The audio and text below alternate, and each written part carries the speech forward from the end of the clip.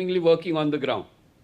Okay, so a lot of media frenzy on our screens, and of course fan frenzy as superstar Rajinikanth shows up to vote. Actor Rajinikanth there has just cast his vote at the polling booth there. Also his daughter Rajinikanth accompanying him. I think his wife was also present there. Rajinikanth casting his vote, of course, in Chennai. So these are the breaking visuals coming in. We saw also earlier, actor Ajit Kumar cast his vote. Joyita, actor Khushbu Sundar also. She's, of course, the BJP vice president there in Tamil Nadu as well. Let's hope that, these are all, in role models for the youngsters and the others to come out and cast their vote. Film stars and other icons, of course, all coming out in big numbers. Let's hope they encourage others to come out and cast their vote as well. We had seen record numbers, Joyita, isn't it? In Assam, in Kerala and in Puducherry. The big question, are we going to see a high turnout in West Bengal and Tamil Nadu today as well? Well, traditionally, historically, West Bengal has been having high turnouts. So, and frankly, I would say it would, because these are the areas that, especially if you look at North Bengal with its 54 seats and the 100 seats that are going to, 105 seats that are going to vote in South Bengal. The 54 seats, I would say BJP is expecting to do very well. And the 100 seats is where I think the main battle is going to happen. But a large chunk of that part is actually Shubhendu's territory, Shubhendu Adhikari. So BJP, to have a high turnout today, it's important for the BJP because then it means that, yes, the BJP has a chance in these elections. And because the real fight, I would say, tough area is going to be the second phase. We will see, because that is the trouble-prone area. That is where the Muslim vote is primarily dominating. Although some of the districts today also those are also Muslim-dominated. Murshidabad, Malda and all those. But anyway, that is a different issue. Adhir Chaudhary is fighting from, Adhir Chaudhary is there, of course. Now, the thing is, Congresses. So, a lot will depend on today's turnout. But okay. Bengal generally has been giving 80 plus turnout. So I'm expecting an 80 plus turnout. Let's see what happens. Okay. Tamil Nadu, let's see. I'm not very clear about Tamil Nadu. Tamil Nadu, also now just as we continue to show our viewers these visuals of Rajinikanth, Joyita Basu, what explains this connect of cinema and politics there in Tamil Nadu? From, of course, MGR's time to also, of course, Jayalalitha herself being an actor turned politician. M. Karunanidhi was a script writer. Udayanidhi Stalin also has been a film producer. Now, of course, the Deputy Chief Minister Kamal Hassan, someone who did make an electoral impact, but now, of course, MP as well. Rajinikanth almost took the plunge, didn't. Vijay this time has, of course, with the TVK. There are many others. Vijay Kant also, again, another actor who now has his own party, DMDK. What explains this, connective cinema and politics in Tamil Nadu?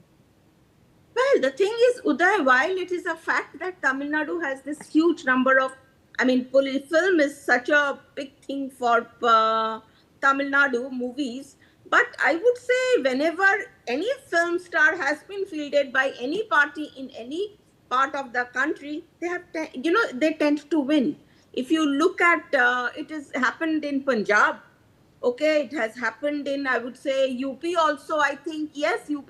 Himachal, it has happened. Kangana Ranaut, look at Kangana Ranaut and look at the kind of crowd Kangana Ranaut is drawing, in Bengal. Mamata Banerjee, though, at one point of time, her party was being called Trinamool Jatra Party, primarily because she had got all the film stars and the Jatra actors and, the theatre actors.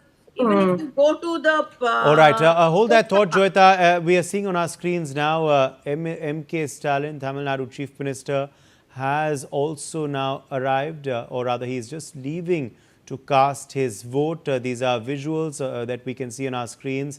Tamil Nadu Chief Minister is going to cast his vote. M.K. Stalin is, of course, on his way now to cast his vote at his local polling booth. M.K. Stalin, the Chief Minister of Tamil Nadu, is, of course, accompanied by his wife there and family. You can see also his son Udaynidhi Stalin on your screens as well. So MK Stalin and his entire family are going to cast their vote as well. It's a big test this time for MK Stalin, isn't it, Gauri Joshi? We're going to have to see whether there is anti-incumbency against his government or not. Tamil Nadu Chief Minister MK Stalin has, of course, led from the front, and he's really been the face of the entire alliance that they call the Secular Progressive Alliance there in Tamil Nadu, comprising, of course, of the Congress, the DMDK, VCK, many other smaller parties. A lot, of course, riding on his personal political legacy this election, even as we see him go to cast his vote, Gauri Joshi. Absolutely, Uday, absolutely. See, Stalin should not be thought of just as the CM of Tamil Nadu. As I was mentioning, the Prime Minister himself was a CM once. It just reminds me of a very filmy line कि सास भी कभी बहू थी तो CM the PM भी कभी CM थे. So in that sense, Stalin is looking at a stronger position. Of course, with the delimitation, the BJP has shot itself in the foot. Also, you see how, the Dravidian identity has been always an issue, which, the AIDMK has not been able to defend very well because they are in the same bed with BJP. So you've got to really understand that Stalin here is not just going to vouch for another term, also continuing the legacy of his father, Karunanidhi, despite, Kanimozi being, embroiled in the corruption scandals. But she's a very strong leader in the center, not center, I would say, in the parliament, the national parliament. So you have to understand that now the South is the bed of establishing a unified India because Rahul Gandhi, fought from Wayanad. Now, of course, that's Kerala, but still, the South Indian significance is increasing, and Stalin has a huge role to play in that. Kamal Hassan, to some extent, will be, determining a lot of that factor as well. Prakash Raj has been very active politically. All the other actors you've been mentioning, be it Vijay with the TVK. So we're seeing, that this is going to be an identity election both for Bengal and Tamil Nadu, primarily very high stake states for, the country at large, and also the BJP, because, now the BJP is moving towards an Ek Chhatra Raj. And these are, the Ashwamedh Yagya mein, these are the archans, these are the kind of Achilles heels for the BJP. So Stalin has to, put in all his force to stop the Ashwamedh Yagya of Modi-Shah government. Right, KV Lakshman, even as we see, of course, Tamil Nadu Chief Minister MK Stalin arrive to cast his vote, I have to, of course, ask you, on what you believe are going to be ultimately the biggest deciding factors this time in Tamil Nadu. What are the biggest voters' issues you feel that are top of the mind of the Tamil Nadu voter today while they're coming to cast their vote at their polling booth across the state? Other than the local issues of constituency level and the anti-incumbency that MLAs suffer from, those, other than that, the major issues that dominate Tamil Nadu politics is the Tamil identity. I mean, just like what West Bengal is also witnessing a bit where Mamata and her team is trying to project Bengali pride versus outsiders, and just like that, in Tamil Nadu also, it's been opposing the BJP ever since, because it is viewed as a North Indian party trying to impose Hindi, and a party that works against the interests of Tamils. So to that kind of a narrative, Stalin has been very effectively leading that kind of campaign the last many decades, and rightly so, he's kind of emerged as a unifying force within South India, where he's rallying other chief ministers against the perceived stepmotherly treatment of the central government, which is again with the BJP-led central government. So that kind of narrative has been successfully built. Plus, on the economic front, Tamil Nadu government has Okay. more or less performed reasonably well. And on other social and other indicators, Tamil Nadu is way ahead of the rest. Right. M.K. Stalin on our screen there, along with his family.